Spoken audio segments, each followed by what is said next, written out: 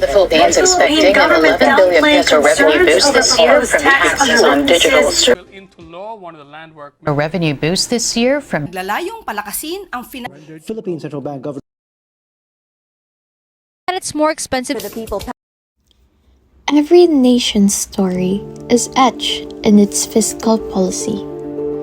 For the Philippines, a nation forged by centuries of diverse influences, the journey of taxation is a tale of power, struggle, and an enduring quest for stability and equity. From ancient tributes to modern reforms, how was the burden of nation building been shared, and at what cost? Before any foreign flag flew over these islands, indigenous communities had their own forms of contribution. The Timawa, the freemen contributed, while the nobility offered protection. It was a system rooted in social standing and service, not a universal tax code. Then came the Spanish. With them, a centralized extractive system designed to fuel their empire. The tributo, initially 8 to 10 reales, could be paid in coin or in kind. Tobacco, chickens, produce, even gold. And for the men, the polo es servicio, 40 days of forced labor, often resulting in death. The encomienda system, royal land grants, quickly became a tool for abuse, turning tributes into land rents. It was exploitative, regressive, and laid the groundwork for land inequality that persists to this day. The Spanish treasury itself often subsidized the colony due to poor revenue collection, a system built on forced labor, not sustainable economics. The arrival of the Americans in 1901 brought promises of modernization, but also a new layer of fiscal control. The Americans established the Bureau of International Revenue, the BIR, in 1904. This was a significant step towards a formalized, centralized tax administration. They introduced license taxes, excise taxes on alcohol and tobacco, and property taxes. But they also inherited the controversial cedula, a head tax. The cedula, a relic of Spanish oppression, was finally abolished in 1937 during the Commonwealth period. A small victory for the poor. The Commonwealth also saw the introduction of a progressive income tax and increased corporate taxes. The intent was clear. Those with higher incomes should contribute more. It was a foundational step towards fiscal self-reliance, anticipating full independence. But its impact was limited by the nascent economy and the looming shadow of World War II. The attack on Pearl Harbor signaled the start of the invasion of the Philippines. After the devastation of World War II, the Philippines faced a monumental task of rebuilding. With supplies drastically depleted, food allowances had to be restricted to the barest minimum, and the hunt for enough nourishment to keep alive. Each administration grappled with economic recovery, often making difficult choices that would define the nation's fiscal future.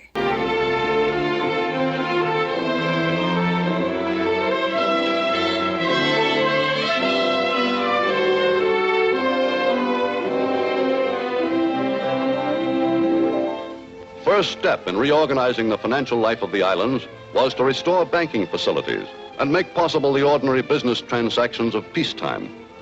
For until Philippine commerce and industry could be reestablished, there would be no adequate source of tax revenues with which to finance rehabilitation. The need for money and construction materials was immediate and urgent, and for these, there was only one place to turn: the United States. President Rojas' post-war focus on reconstruction, securing U.S. rehabilitation funds, But this came with concessions, military bases, trade restrictions, and special privileges for American investors. His term was also marred by graft and corruption and the rise of hawk movement fueled by peasant disaffection. Proa, iniisa-isa na nila ho ang pagsusukat para This early post-war period highlights a recurring theme. Fiscal policy intertwined with political concessions and internal governance issues. Attempts at agrarian reform like the 70-30 shared tenancy arrangement were often superficial, failing to resolve deep-seated land issues. Yun nga ho ang di namin maintindihan kung saan ho sila nagbabara samantalang kami ay sumusunod sa programa nila.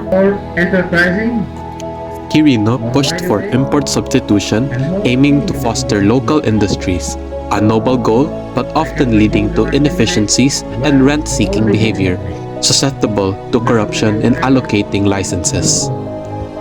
During the constitution of the occupation, as well as shortly, yan simbolong yan ang pagtulong at pagbuhat sa mga hihirap na kababayan natin dito sa Pilipinas.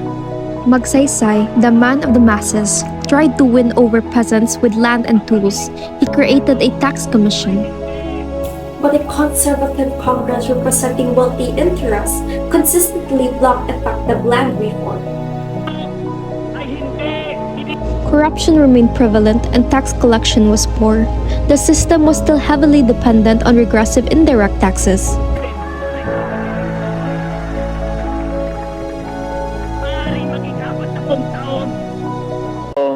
Tax collection has increased by 125%. The number of income taxpayers increased from about 1 million to 3 million. Then came Ferdinand Marcos, an era that would fundamentally reshape the Philippine fiscal landscape.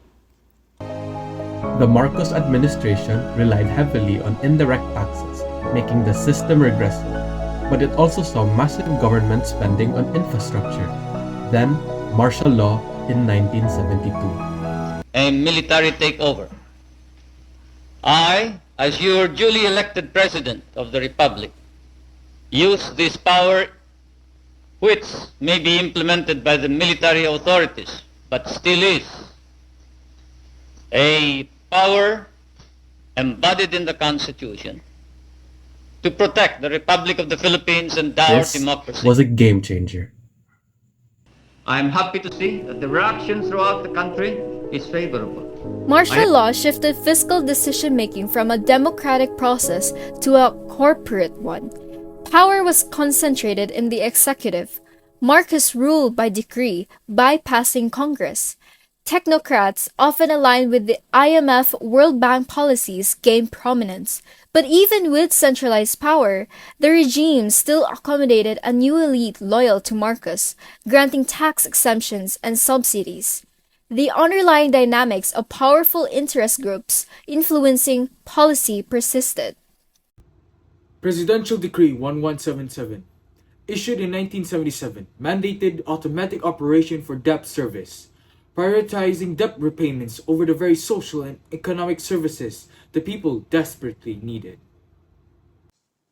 Foreign debt skyrocketed from $600 million in 1965 to $26 billion by 1986, a 4,300% increase. This wasn't just borrowing. It was often for unproductive, overpriced projects, facilitating massive capital flight.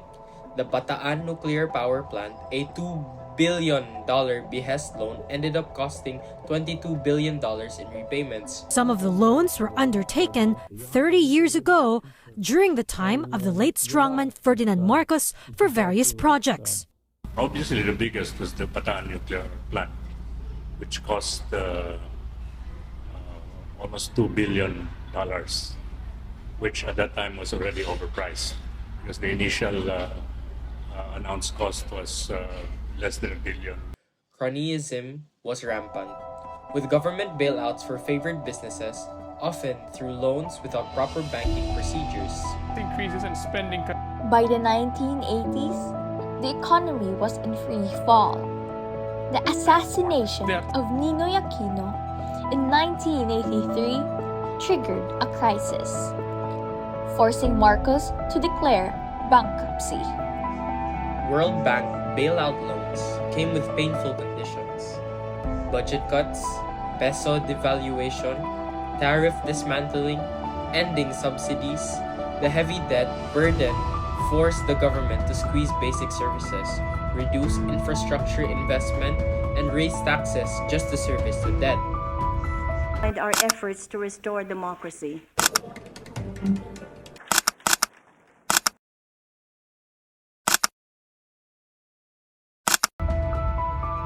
The EDSA revolution in 1986 promised a new era of democracy and reform. The challenge was to rebuild not just the economy, but trust in institutions. The Corazon Aquino administration inherited a massive fiscal deficit and a weak tax system. The 1986 tax reform program aimed to simplify taxes and make revenues more responsive. Its cornerstone was the Value Added Tax, or VAT, implemented in 1988 at 10%. This was a significant shift towards a broader consumption tax. While tax effort did rise, the administration faced national debt, corruption, and coup attempts. Privatization efforts were criticized for benefiting oligarchs, and crucially, early support from the rural sector waned as land reform momentum dissipated and military abuses and corruption increased. Not only in their political rights, but also in their economic opportunities. I dedicate my presidency. The Ramos administration continued the reform agenda. Ramos pushed his comprehensive tax reform program in 1997, aiming for a broad-based simple system with reasonable rates. He also focused on deregulation, liberalization, and privatization. Efforts were made to computerize tax collection. Despite economic revitalization, Ramos's liberal policies like oil deregulation were criticized for inflating prices, allegations of corruption, particularly regarding large-scale projects, undermined public trust, highlighting persistent governance issues. Joseph Estrada's short term was marked by efforts to improve tax collection, but ultimately by scandal. 2001, when Estrada was arrested, his supporters protested and masked up in what would be called EDSA 3 or EDSA 3. Estrada's presidency was cut short by accusations of gambling and misuse of public funds, leading to his impeachment and the EDSA Second Revolution. This period starkly showed how high-level corruption can completely derail fiscal reform efforts and erode public confidence. Faced possible impeachment. Estrada was accused of bribery, graft and corruption, betrayal of public trust, and culpable violation of the Constitution. Weeks and months, the face of politics in our nation. Gloria Macapagal Arroyo's administration brought the expanded VAT. The e-VAT, implemented in 2005 at 12%, was a significant revenue generator. Exemptions were provided for basic commodities, but it remained a consumption tax. The BAR also adopted technology-based systems like EFPS to promote paperless filing. Despite the economic growth, Arroyo's rule was deeply tainted by graft and political scandals, most notably the Hello Garci scandal. Mag-compensate ko sa lanaw yun. So, will I still lead by more than 1M? Overall? It's not advantage, ma'am. Parang ganon din ang lalabas. It will not be less than 1M? Pipilitin mo natin niya, pero... These pervasive allegations severely undermined their administration's legitimacy and public confidence, proving that political instability and lack of accountability can overshadow economic gains. Senate and House of Representatives voted to formalize the landslide victory. Benigno Aquino III continued the focus on good governance. Marami nag-isip na imposibleng maipasa ang Sin Tax Reform Bill. Malakas ang kalaban, maingay, organisado at malalim ang bulsa ng mga kumukontra. Pero gaya po ng paulit-ulit natin napatunayan, walang imposible sa Pilipinong sumasagwan sa isang direksyon. Nasa tamang lugar ang puso at handang manindigan para sa kanyang mga prinsipyo. The Sin Tax Reform Law in 2012 increased excise taxes on alcohol and tobacco. It aimed to discourage consumption for health reasons, while also funding health benefits for the poor. It was lauded for its objectives, but faced resistance from affected industries. Health intervention, napaka-powerful, napakaraming huminto at napakaraming buhay na nailigtas. Under President Rodrigo Duterte, the Tax Reform for Acceleration and Inclusion, or TRAIN law, became the most significant tax reform in recent memory. Signed in 2017, it promised a simpler, fairer system. TRAIN, o Tax Reform for Acceleration and Inclusion Central Station. Mas mataas na ang naiuwing sahod ng karamihan sa empleyadong Pilipino. Less income tax, more take-home pay. TRAIN was designed to lower personal income tax, especially for low and middle income earners, with those earning below 250,000 pesos annually exempted. But it significantly increased consumption taxes on petroleum, automobiles, sweetened beverages, coal, and even cosmetic procedures. It also simplified estate and donor taxes. Daragdagan ng 6 na piso kada litro ang presyo ng soft drinks at iba pang matatamis na inumin. Kaya naman ang soft drinks na dating nabibili sa halagang humigit kumulang 50 pesos lang, ngayon magiging 50. The stated objective was clear: generate revenue to fund ambitious infrastructure projects and achieve higher income country status. But the impacts were immediate and controversial. The TRAIN law proved highly controversial. While the government reported revenue growth, inflation soared, reaching at 14-year high. Food prices, especially rice, meat, and vegetables, saw significant markups. This disproportionately affected the poor, who spent a larger fraction of their income on food. My salary didn't change, but everything became more expensive. It's a daily struggle just to put food on the table. You have to cut back on so much. Isang kinsenas, malinis na yung 5,000. Critics argued TRAIN did not benefit the poor majority. Many minimum wage earners were already exempt from the income tax, but 15.2 million families who received no income tax gains immediately faced higher prices for basic goods.